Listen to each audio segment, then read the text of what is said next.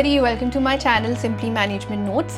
So इस channel पर मैं मैनेजमेंट से रिलेटेड टॉपिक्स पर वीडियोस अपलोड करती हूँ and I also upload videos on UGC net paper 1 and paper 2. इस वीडियो का टॉपिक रहेगा interactive communication models. Linear communication models पर मैं ऑलरेडी वीडियो शेयर कर चुकी हूँ. I have shared the link of that video in the description box. इस video में हम इंटरैक्टिव मॉडल्स स्टडी करेंगे and the next video will be about transactional models of communication. Video के and में इस टॉपिक से रिलेटेड कुछ MCQs हैं, वो आप एक बार ज़रूर देख लेना. तो चलिए शुरू करते हैं आज के टॉपिक से, that is interactive models of communication. Linear model की जो एक कमी है कि वो कम्युनिकेशन को वन वे प्रोसेस कंसिडर करता है, where speaker only speaks and never listens and receiver only listens and never response. ये मॉडल, इंटरैक्टिव मॉडल, उस कमी को पूरा करता है by adding a feedback loop. मतलब receiver can send responses back to the sender. So this model considers communication as two-way process. इस model के अकॉर्डिंगली कम्युनिकेशन में सिर्फ मैसेज भेजा नहीं जाता सेंडर से रिसीवर तक, बट रिसीवर भी अपना फीडबैक देता है, which is essential for the sender to understand how the message has been received. Message सामने वाले को ठीक से समझ आया है या नहीं, अगर नहीं तो उसे क्लैरिफाई किया जा सके. फॉर एग्ज़ाम्पल, क्लासरूम में जब टीचर लेक्चर देती है तो टीचर क्या है? Sender, who delivers the information to the students. और स्टूडेंट्स क्या है? रिसीवर्स. अब स्टूडेंट्स भी अपना फीडबैक देते हैं. कुछ नहीं समझ में आता तो वो रिपीट करने को कहते हैं, क्वेश्चंस पूछते हैं. So the students might provide feedback in the form of questions, clarifications or gestures. For example, raising hands to ask a question or nodding to indicate understanding. This feedback allows the teacher to adjust the message accordingly. नहीं समझ आता है तो teacher दोबारा समझाएगी, examples की help लेगी topic को समझाने में. तो feedback is essential for the sender to understand how their message has been received. अब आप मेरी वीडियो देख रहे हो तो I am the sender and you are the receiver of information. अगर आप इस वीडियो पर कोई रिएक्शन नहीं देते हो तो ये क्या होगा? One way communication, linear communication. लेकिन अगर आप वीडियो को लाइक करते हो, कमेंट करते हो, तो मतलब आप फीडबैक दे रहे हो. So this is two way communication, interactive communication. तो मेन एलिमेंट्स या कंपोनेंट्स क्या है इस मॉडल के? एक सेंडर होता है, द पर्सन और group who initiates the message, जो मैसेज क्रिएट करता है और ट्रांसमिट करता है. रिसीवर होता है, मतलब वो पर्सन और ग्रुप जो मैसेज रिसीव करता है और फीडबैक सेंड करता है. देन मैसेज मतलब कंटेंट जो कम्युनिकेट करना है, जो कि इंफॉर्मेशन हो सकती है, आइडिया हो सकता है और फीलिंग्स. और ये वर्बली भी एक्सप्रेस किया जा सकता है, स्पोकन और रिटन फॉर्म में, और नॉन वर्बली भी, जैसे बॉडी लैंग्वेज, जेस्चर्स एट्सेट्रा की फॉर्म में. Another element is channel, the medium or pathway through which the message is transmitted. For example, face-to-face conversation में इसमें air is the medium of transmitting the spoken component of the message. Emails में the internet or digital network infrastructure. In phone calls the medium is the telecommunication network. फिर है feedback. बाकी सारे जो components हैं, sender, receiver, message, channel, ये सब linear models of communication के भी एलिमेंट्स हैं. और कुछ लीनियर मॉडल्स नॉइस का एलिमेंट भी इंक्लूड करते हैं. नॉट ऑल मॉडल्स, बट जैसे शैनन एंड वीवर मॉडल है, उसमें नॉइस का एलिमेंट है. लेकिन फीडबैक का एलिमेंट लीनियर मॉडल्स में नहीं होता है, इसीलिए वो लीनियर मॉडल है. इंटरैक्टिव मॉडल में फीडबैक इंक्लूडेड है. That is why it is two-way communication. तो feedback is the response from the receiver back to the sender. Now feedback can also be verbal, for example saying that I understand or asking questions, or non-verbal, for example nodding, facial expressions, gestures. Feedback help करता है sender को ये जानने में कि receiver को message समझ आया है या नहीं. अगर नहीं तो सेंडर उस मैसेज को क्लैरिफाई करे. फिर नॉइज़ भी एक एलिमेंट है. एनी एक्सटर्नल और internal factors that can distort the message और feedback, for example distractions, misunderstandings. तो फिज़िकल नॉइज़ भी हो सकता है, लाइक बैकग्राउंड साउंड्स. आप किसी से फ़ोन पर बात कर रहे हो और टीवी ऑन है लाउड वॉल्यूम पर, तो ये भी नॉइज़ है. साइकोलॉजिकल नॉइज़ भी होता है, such as preconceived notions और बायसेस. फॉर एग्जाम्पल क्लास में एक ग्रुप है टॉकेटिव स्टूडेंट्स का, शरारती स्टूडेंट्स का, जो हर समय बातें करते हैं, शरारतें करते हैं. तो टीचर के सामने यही इम्प्रेशन होगा कि ये तो हर समय बातें करते रहते हैं, क्लास को डिस्टर्ब करते हैं, तो ये पढ़ने में भी अच्छे नहीं होंगे. तो अगर क्लास में कोई डिस्कशन चल रही है किसी टॉपिक पर, तो टीचर के माइंड में होता है कि ऐसे बच्चों से क्या पूछना, इनको जवाब आता नहीं होगा या फालतू बोलेंगे. या अगर वो चांस दे भी देती है तो उनके आंसर को इतनी अहमियत नहीं देगी. तो वो एक साइकोलॉजिकल इमेज बन जाती है टीचर के माइंड में ऐसे स्टूडेंट्स को लेकर. If one of the students raises their hand to answer a question, the teacher might automatically assume the answer will be incorrect और irrelevant even before listening to it. तो ये psychological noise है that can distort the teacher's ability to objectively assess the student's contributions. Then noise can be semantic. Semantic मतलब related to meaning of words. Class में biology की teacher कोई topic पढ़ाते समय ऐसे टर्म्स यूज़ कर रही है, फॉर एग्जांपल ग्लाइकोलिसिस और ऑक्सीडेटिव फॉस्फोराइलेशन. तो अगर टॉपिक स्टार्ट करने से पहले टीचर ने इनके बारे में बताया ही नहीं है तो स्टूडेंट्स नहीं समझ पाएंगे, कंफ्यूज हो जाएंगे. जिन स्टूडेंट्स को तो पता होगा वो तो समझ जाएंगे, बट जिनको नहीं पता होगा तो उनके लिए तो ये कॉम्प्लेक्स टर्म्स होंगी. So this will lead to confusion and a distorted understanding of the lesson. कई बार कुछ वर्ड्स ऐसे होते हैं या फ्रेजेस ऐसे होते हैं जिनके अलग अलग लोग अलग अलग मीनिंग निकालेंगे. मल्टीपल मीनिंग्स होते हैं, तो सेंडर का मतलब कुछ और होगा और रिसीवर समझेगा कुछ.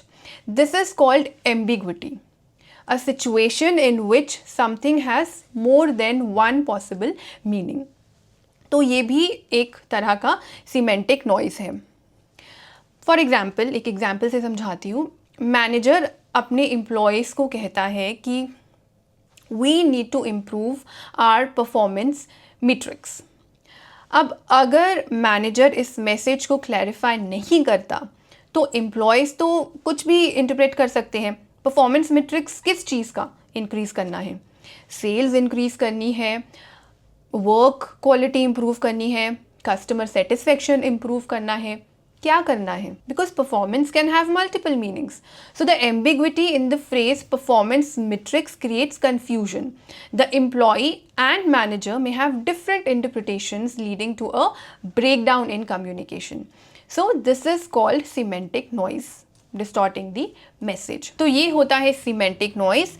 This type of noise arises from the meaning of the words being unclear or ambiguous, which can distort the intended message.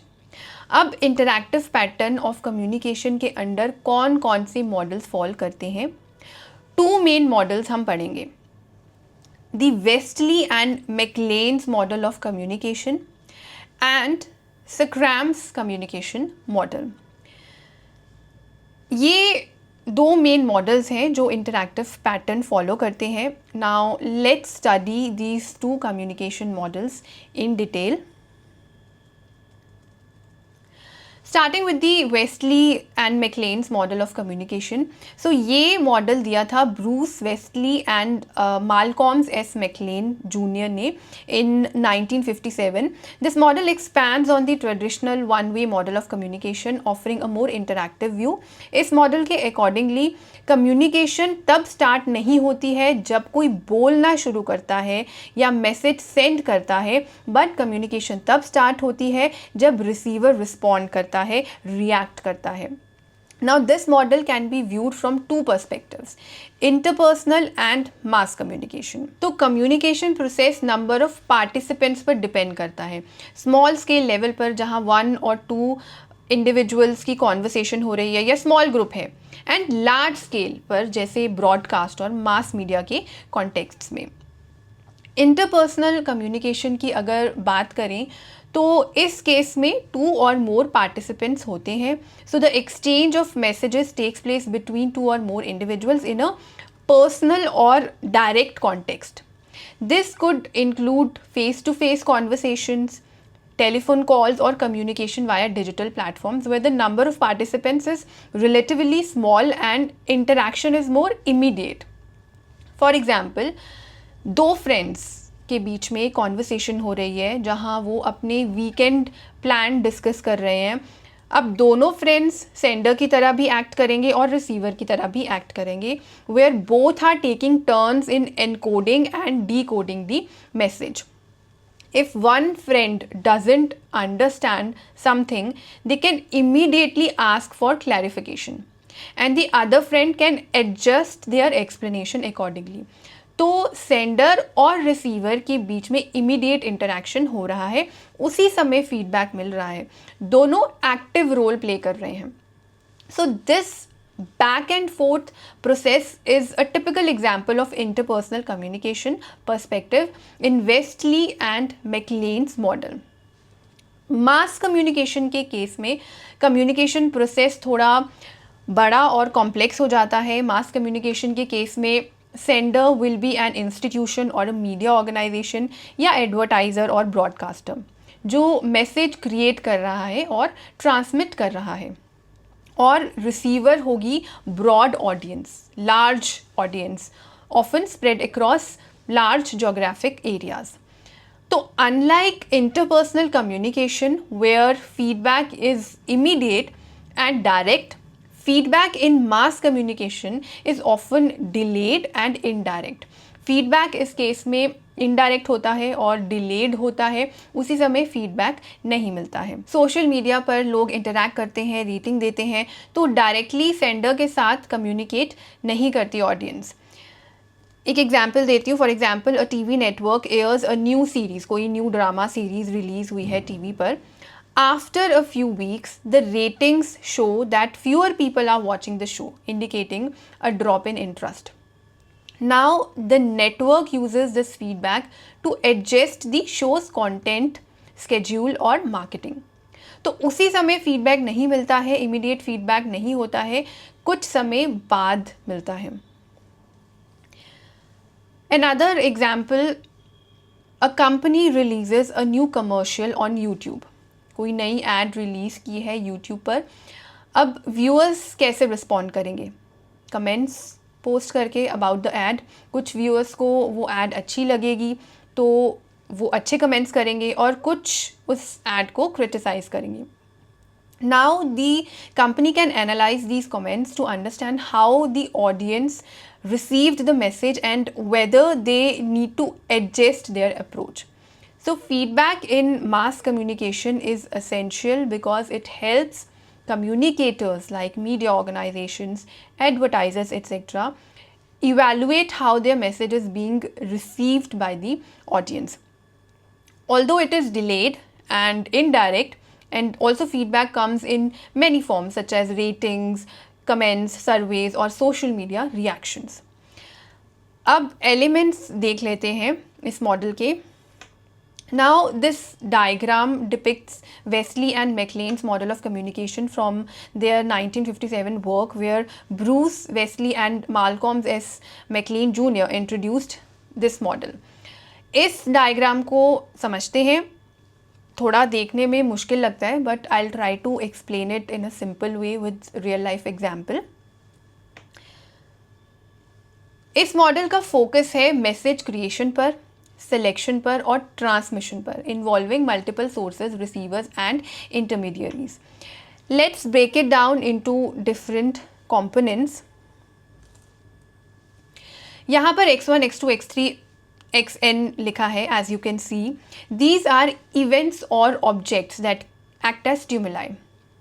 हमारे आसपास जो एक्सटर्नल इवेंट्स, आइडियाज़ और ऑब्जेक्ट्स हैं हमारे सराउंडिंग्स में, हमारा उनकी तरफ कुछ रिस्पॉन्स रहता है, हम रिएक्ट करते हैं, कोई लाउड नॉइज सुनी, कुछ देखा हमने, तो वो बेस बनता है कम्युनिकेशन का।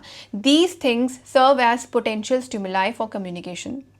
अब क्योंकि इस मॉडल का मास कम्युनिकेशन के ऊपर ज़्यादा फोकस है, इंटरपर्सनल कम्युनिकेशन में भी ये एप्लीकेबल है, बट इसका जो डिज़ाइन है वो मास कम्युनिकेशन पर फोकस करता है। तो उसी के कॉन्टेक्स्ट में मैं एग्जाम्पल दूंगी। तो इवेंट्स की बात हो रही है। There are multiple events happening worldwide, for example a natural disaster, a political debate, a sports match. ये इवेंट्स हो गए x1, x2, x3, xn तक। नंबर कुछ भी हो सकता है। Now you can C A in the diagram. A is the sender. This is the individual that selects specific events x1, x2, etc. to communicate. Sender choose करता है, decide करता है कि उसे किस इंफॉर्मेशन को प्रोसेस करना है या आगे फॉरवर्ड करना है। फॉर एग्जाम्पल, एक जर्नलिस्ट है, he selects specific events. For example, उसने सेलेक्ट किया the natural disaster based on its relevance और ऑडियंस इंटरेस्ट, और वो इस पर आर्टिकल लिखता है। C is the gatekeeper या intermediary. They act as a bridge between sender and the receiver. तो mass communication में they act as a decision maker. तो ये उस इंफॉर्मेशन को सेलेक्ट करते हैं, प्रोसेस करते हैं, ट्रांसफॉर्म करते हैं जो उनको लगता है कि वाइडर ऑडियंस के साथ शेयर करनी चाहिए। इट कुड बी एडिटर्स और communication platforms, social media algorithm that determines what content appears on a users feed. ये सब गेट कीपर्स हैं। जैसे जर्नलिस्ट का एग्जाम्पल मैंने बताया था, तो गेट कीपर कौन होगा? Editor, who reviews and adjusts the journalist's report for clarity and accuracy. So he is the intermediary.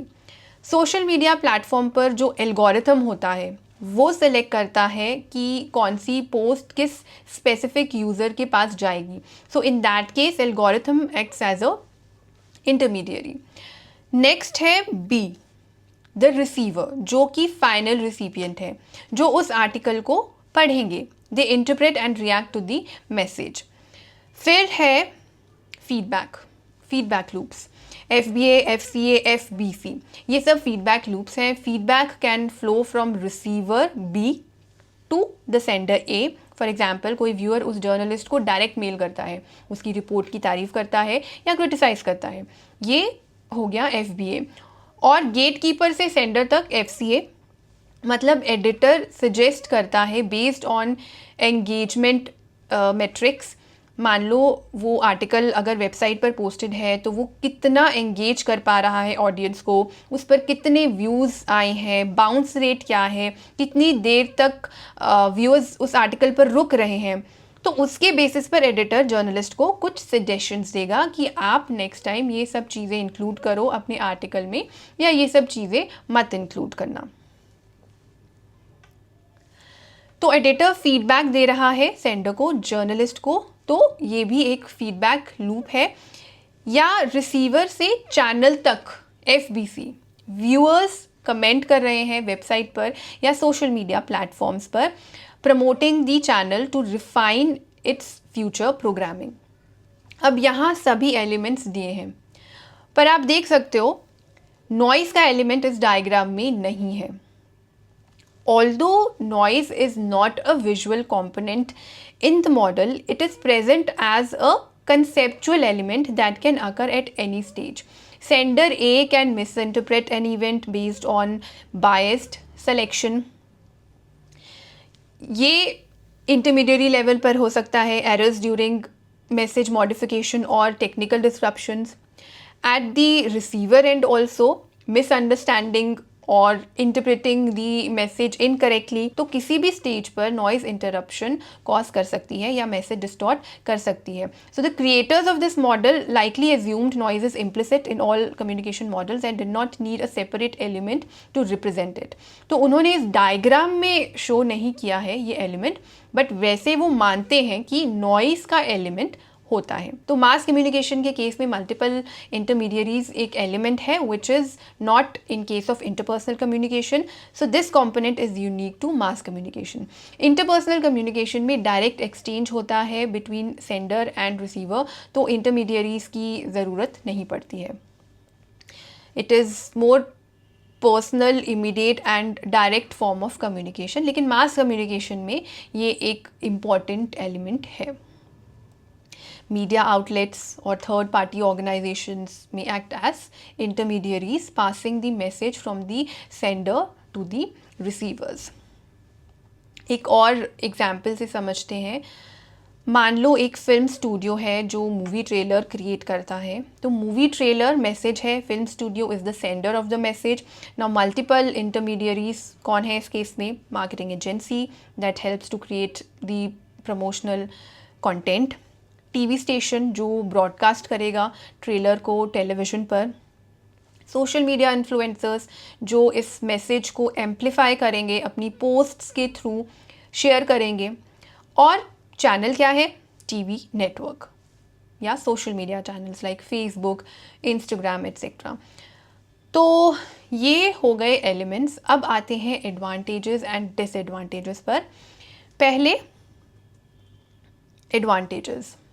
This model emphasizes on interactivity. So model के accordingly communication is not a one-way process. It includes feedback loops that create a dynamic, continuous exchange, and this is how communication happens in real world.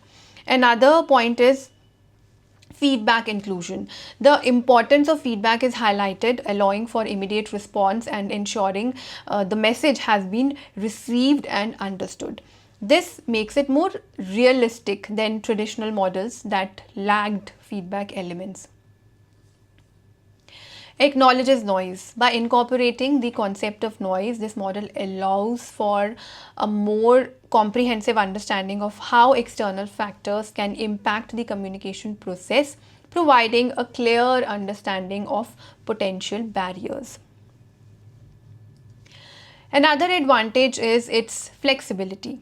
ये model both interpersonal and mass communication के context में applicable है, providing flexibility in understanding how communication functions in different situations. Coming to the disadvantages of this model. ये model बहुत complex है, simple नहीं है like linear models. तो ये बहुत डिटेल्ड एक्सप्लेनेशन देता है, स्पेशली जहाँ मल्टीपल सेंडर्स, रिसीवर्स और इंटरमीडियरीज इन्वॉल्व हैं. तो एवरीडे सिनेरियोज जहाँ कम्युनिकेशन सिंपल होती है वहाँ ये मॉडल अप्लाई करना थोड़ा सा मुश्किल हो जाता है. Lack of clarity on roles. इस मॉडल में मल्टीपल सेंडर्स, रिसीवर्स और इंटरमीडियरीज के बारे में बताया है. So sometimes the roles and boundaries of these participants can be unclear. कई बार कन्फ्यूजन हो जाती है, सेंडर कौन है, इंटरमीडियरी कौन है, कौन एनकोडिंग के लिए रिस्पॉन्सिबल है, कौन डिकोडिंग कर रहा है, कौन फीडबैक दे रहा है. तो ये भी एक डिसएडवांटेज है. It is difficult to apply to linear situations. In cases where communication is relatively straightforward, for example, one sender and one receiver, this model may be unnecessarily complex and may not provide significant insights into simpler interactions. Another point is overemphasis on mass communication. Although the model can be applied to interpersonal communication, its design is particularly focused on mass communication. This makes the model somewhat less suited to explaining simple or direct one-on-one interactions where communication flows more smoothly without intermediaries or a large audience. So these are the main disadvantages of this model. This was Wesley and McLean's model of communication, which is highly valuable in understanding the complexities of communication, particularly in mass media and multi-party interactions. Moving on to the next model, Schramm's communication model. ये model दिया था Wilbur Schramm ने in 1954. It is one of the earliest interaction models of communication. तो इस model के accordingly communication two way process है. ये model importance देता है फीडबैक को, mutual understanding between sender and receiver and shared experiences in effective communication. इसके लिए एक टर्म यूज़ की है स्क्रैम ने, that is field of experience, मतलब shared understanding and experiences between communicators. मान लो दो लोग हैं जो टॉयज़ के बारे में बात कर रहे हैं, खिलौनों के बारे में. If both have played with the same kind of toys as kids, they will easily understand and connect with each other. But if one person has never played with toys or doesn't know much about them, it might be harder for them to fully understand the conversation. किसी को movies देखने का बहुत शौक है और सामने वाला बिल्कुल मूवीज़ नहीं देखता, उसे बुक्स रीड करने का शौक है, तो वो बुक्स की बातें करेगा, तो मूवीज़ वाले को तो कुछ समझ नहीं आएगा, और मूवीज़ देखने वाला मूवीज़ के टॉपिक पर बात करेगा, तो बुक्स पढ़ने वाले को कुछ खास पता नहीं होगा मूवीज़ के बारे में. तो बात करने के लिए कुछ कॉमन होना चाहिए, राइट? तभी कम्युनिकेशन आगे बढ़ेगी, नहीं तो हाँ ओके तक ही रह जाएगी. So the field of experience is like a shared area where both people can relate to each other and communicate better. So इस मॉडल के accordingly sender and receiver continuously switch roles as they encode, interpret and decode messages. So it is a circular model. Wilbur Schramm जो थे, he was inspired by the work of Charles Osgood, जो कि एक psychologist थे. इसीलिए इस model को ऑसगुड scrum model भी कहा जाता है. ऑसगुड के अकॉर्डिंगली जो मीनिंग है मैसेज का, it isn't just in the words और सिग्नल्स सेंट, वो सोशल कॉन्टेक्स्ट पर भी डिपेंड करता है. How people interpret the message based on their experiences, relationships and the situation. हम कुछ सुनते हैं, हम उसको कैसे इंटरप्रेट करते हैं, अलग अलग लोग अलग अलग मीनिंग निकालेंगे बेस्ड ऑन देयर इमोशंस और पास्ट एक्सपीरियंसेस. फॉर एग्ज़ाम्पल, अगर एक टीचर अपने स्टूडेंट को कहती है कि you need to work harder, Now the meaning of the message will depend on the context. Student का खुद का कोई प्रीवियस एक्सपीरियंस रहा है उस टीचर के साथ, या उसने टीचर के बारे में काफ़ी लोगों से सुन रखा है, जो कि पॉजिटिव भी हो सकता है या कुछ नेगेटिव भी हो सकता है. Now if the student respects the teacher, then he will feel motivated, encouraged. तो वो क्या मतलब निकालेगा इस मैसेज का कि teacher is being helpful, advice कर रही है, मेरा भला चाहती है, उनको लगता है मुझ में पोटेंशियल है, आई कैन डू बेटर. लेकिन if the student feels the teacher is unfair, कभी कभी स्टूडेंट्स को लगता है कि टीचर मुझे कम मार्क्स देती है और मेरे फ्रेंड्स को ज़्यादा देती है, जबकि हमने सेम आंसर लिखा था, और teacher is biased towards particular student. तो डिपेंड करता है एक्सपीरियंस के ऊपर. अगर अच्छा एक्सपीरियंस नहीं रहा है तो स्टूडेंट में सी इट एज क्रिटिसिज्म और डिस्करेजमेंट. तो सोशोलॉजिकल एस्पेक्ट को भी ये मॉडल कंसिडर करता है. अब एलिमेंट्स देख लेते हैं इस मॉडल के. As you can see in the diagram, तो इसमें एनकोडर है, डिकोडर है, इंटरप्रेटर है, मैसेज है, फीडबैक लूप है. The encoder is the person who converts their thoughts, feelings और आइडियाज़ इनटू अ मैसेज. कैसे? सिंबल्स यूज़ करके, वर्ड्स यूज़ करके, जेस्चर्स यूज़ करके और any other form of expression. तो इसका रोल होता है इंटरनल आइडियाज़ को ऐसी फॉर्म में कन्वर्ट करना जो कि कम्युनिकेट की जा सके. तो अगर कोई पूछ रहा है हाउ आर यू, तो वो बस चेक करना चाहता है सामने वाला कैसा है, तो वो वर्ड्स की फॉर्म में पूछ रहा है how are you. Next is the message. Message मतलब कंटेंट और इन्फॉर्मेशन जो कम्युनिकेट किया जा रहा है.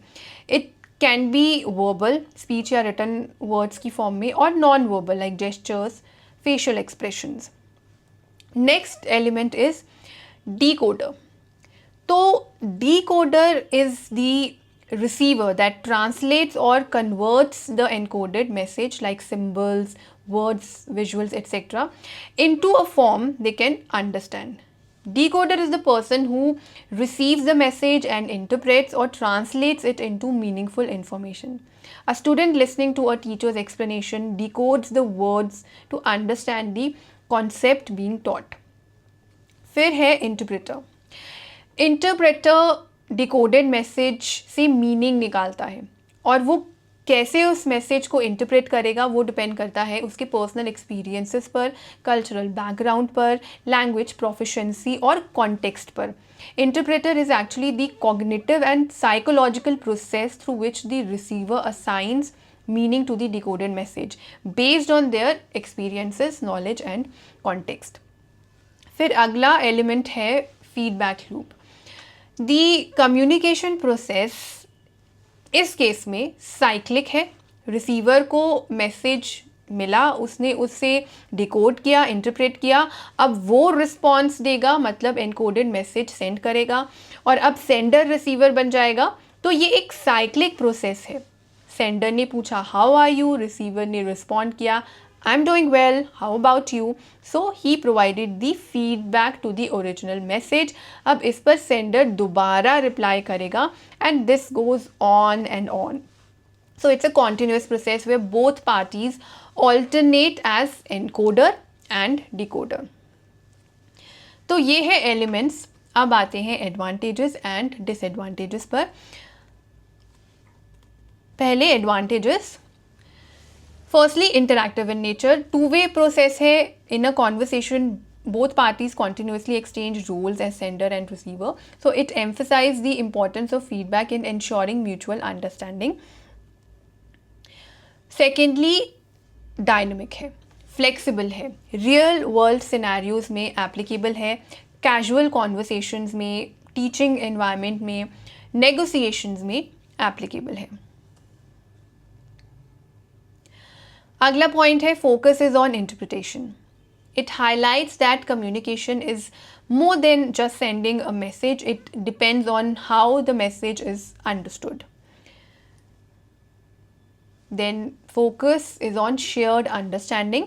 This model emphasizes the field of shared experience, ensuring that communication happens more effectively when the encoder and decoder have common ground. Both share common language, culture, etc. Applicable across mediums. It works for both verbal and non-verbal communication, making it versatile. It applies to face-to-face communication, written exchanges, or even visual signals. अब disadvantages देख लेते हैं. No account for noise.